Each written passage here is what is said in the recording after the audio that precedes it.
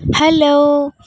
ஃபைனலாக வந்து ஆனந்தவள்ளி அம்மன் கோவிலில் போய் சாமியை கும்பிட்டுட்டு அப்படியே வந்து ஆற்றுக்குள்ள வந்துட்டோம். இந்த பெரிய கப்பலை பார்த்தாலே அவ்வளோ பயமாக இருக்குது.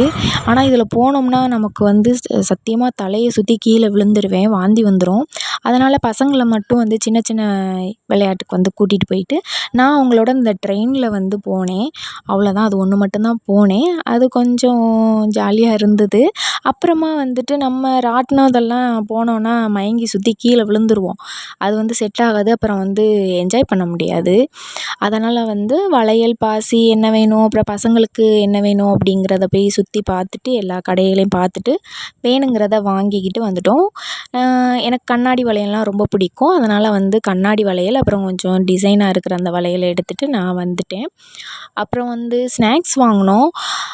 அந்த சீனி சீனிச்சேவு அது வாங்கிட்டு அதுக்கப்புறம் வீட்டுக்கு கிளம்பிட்டோம்.